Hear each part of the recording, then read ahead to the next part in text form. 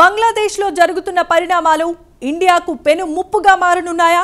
పశ్చిమ బెంగాల్ ముఖ్యమంత్రి మమతా బెనర్జీని బంగ్లాదేశ్ టెర్రరిస్టులు రెచ్చగొడుతున్నారా? ఇండియా నుంచి మోదీ నుంచి విముక్తి పొందాలని, స్వాతంత్ర్యం కోసం పోరాడాలని కోరుతోందా అంటే అవుననే సమాధానాలే వస్తున్నాయి. తాజాగా ఆల్ ఖైదీ అనుబంధ సంస్థ అన్సారుల్ బంగ్లా చీఫ్ జషీముద్దీన్ రెహమాన్ హఫీ విడుదల చేసిన వీడియో చూస్తే పరిస్థితి అలానే కనిపిస్తోంది. ఈ వీడియోలో ఇండియాను ముక్కలు ముక్కలు చేస్తాం, ఢిల్లీపై ఇస్లామిక్ జెండాను ఎగురవేస్తామని హెచ్చరించారు. బంగ్లాదేశ్ అంతర్గత విషయాల్లో జోక్యం చేసుకుంటే మీ అంతు చూస్తామంటూ మోదీ సర్కార్ను హెచ్చరించారు. మరి 6 గంట వీడియోలో ఆయన ఏమన్నారో ఓ లుక్కేద్దాం.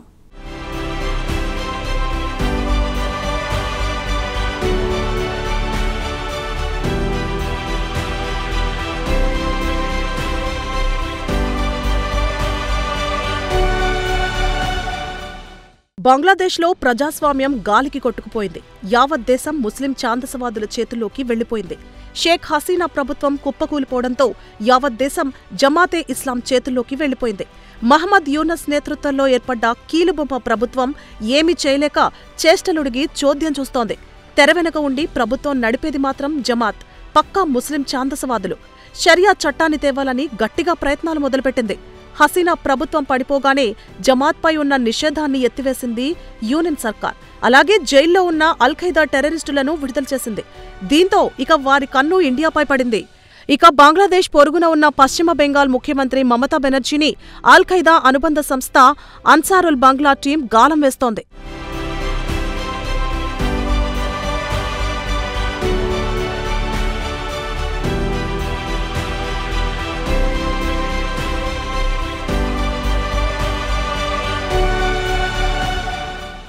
వెంటనే ఇండియా నుంచి వీడిపోండి, ప్రత్యేక దేశం కోసం ఉద్యమించండి అంటూ దీదీని రెచ్చగొడుతున్నాడు.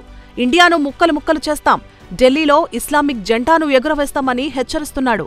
ఇక ఇండియాలో Al Qaeda Indian subcontinent ABT అనుబంధ సంస్థను భారత ప్రభుత్వం నిషేధించింది. హసీనా గద్దె దిగి నెల రోజులు దాటిన నేపథ్యంలో జషీముద్దీన్ ఈ వీడియో విడుదల చేశారు. ఇక ఈ జషీముద్దీన్ రెహమానీ విషయానికొస్తే ఓ బ్లాగర్ను హత్య చేసిన కేసులో గత 5 ఏళ్ల నుంచి జైల్లో ఉన్నాడు. హసీనా ప్రభుత్వం కుప్పకూలిన తరువాత యూనస్ ప్రభుత్వం ఆయనకు పెరోల్పై విడుదల చేసింది. ఇక ఈ ఇస్లామిక్ టెర్రరిస్టుకు పాకిస్తాన్కు చెందిన టెర్రరిస్ట్ గ్రూపులో సన్నిహిత సంబంధాలున్నాయి. ప్రస్తుతం పశ్చిమ బెంగాల్ను ఇండియాతో వేరు చేయించాలని తెరవెనుక తతంగం నడుపుతున్నాడు.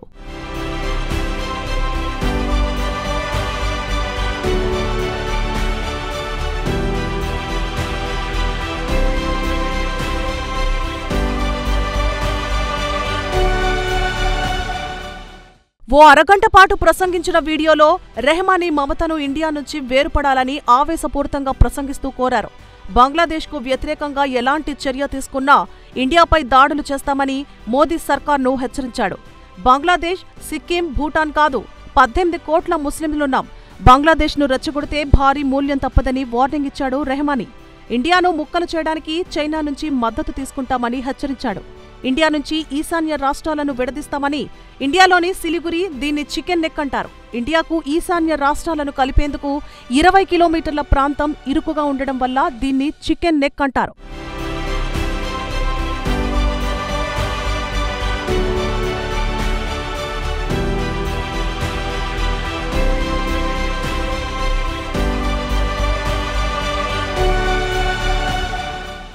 బంగ్లాదేశ్కు వ్యతిరేకంగా ఎలాంటి చర్య తీసుకున్నా తాము చైనా సాయంతో చికెన్ నెక్ను కారిడార్ను మూసివేస్తామని, దీంతోపాటు 7 సిస్టర్స్ అంటే ఈశాన్య రాష్ట్రాలను 7 సిస్టర్స్ అంటారు, వాటిని కూడా స్వాతంత్ర్య ఉద్యమంలో పాల్గొనమంటామని రెహమాన్ వీడియోలో హెచ్చరించడం కనిపించింది. అయితే ఇక్కడ అసలు విషయానికొస్తే ప్రస్తుతం మమతా బెనర్జీకి రాష్ట్రంలో తీవ్రమైన రాజకీయ ఒత్తిడికి గురవుతున్నారు. గత నెల 31 ఏళ్ల ట్రైనీ డాక్టర్పై అత్యాచారం, హత్య కేసు తర్వాత ఆమె ప్రజల నుంచి తీవ్రమైన విమర్శలు ఎదుర్కొంటున్నారు. జూనియర్ డాక్టర్ల సమ్మె ఆమెకు పెద్ద తలనొప్పిగా మారింది. నిరాశావాదంలో మునిగిపోయిన దీదీ ప్రజల కోసం కావాలంటే రాజీనామా చేస్తానని నిర్వేదంగా మాట్లాడుతున్నారు. అలాంటి సమయంలో దీదీకి బంగ్లాదేశ్ టెర్రరిస్టులు అండగా సానుభూతి పలుకులు పలకడం, భారత ప్రభుత్వానికి వ్యతిరేకంగా రెచ్చగొట్టడం చూస్తుంటే ఇవన్నీ మోదీ సర్కార్కు ఇబ్బందికర పరిణామాలే.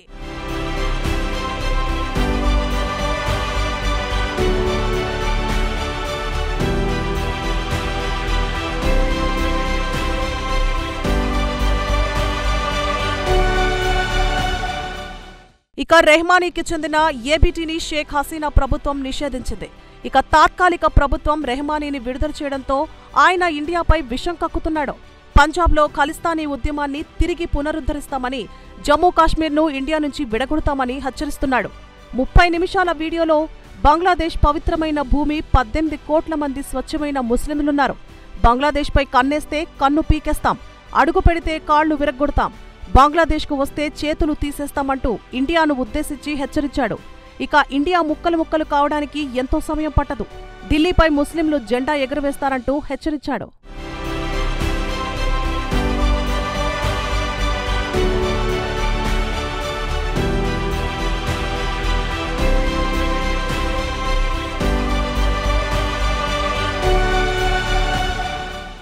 ఇండియా నుంచి జమ్మూ కాశ్మీర్ను విడదీయడానికి ఇటు పాకిస్తాన్, అటు ఆఫ్ఘనిస్తాన్ సాయం తీసుకుంటామని, అలాగే పంజాబ్ను ఖలిస్తాన్ దేశంగా మారుస్తామని మీడియాలో మాట్లాడుతూ అన్నాడు.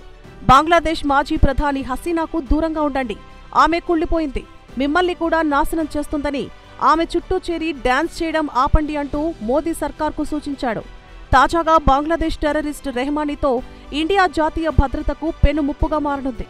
ఇండియాలో ఆల్-ఖైదా నెట్వర్క్ స్లీపర్ సెల్తో తిరిగి ఇక్కడ టెర్రర్ దాడులకు పాల్పడే అవకాశాలున్నాయన్న ఆందోళన కూడా భారత ప్రభుత్వంలో ఉంది.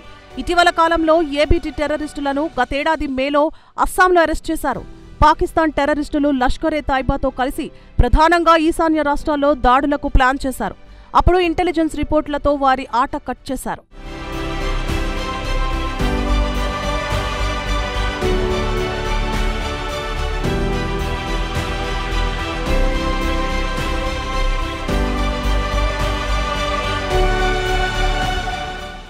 ఇక బంగ్లాదేశ్లో యూనస్ ప్రభుత్వం కరడుగట్టిన టెర్రరిస్టులను విడుదల చేయడం, వారు ఇష్టం వచ్చినట్లు రెచ్చగొట్టే ప్రసంగాలు చేయడం, ఇండియా గురించి బంగ్లాదేశ్లో విష ప్రచారం చేయడం ఇక్కడ ఇండియాలో ఆందోళన కలిగించే అంశమే. దీనిపై మోదీ సర్కార్ ముందుగా మేల్కొని సరిహద్దులో కట్టుదిట్టమైన చర్యలు తీసుకోవాల్సిన అవసరం ఎంతైనా ఉందనేది నిపుణుల సూచన.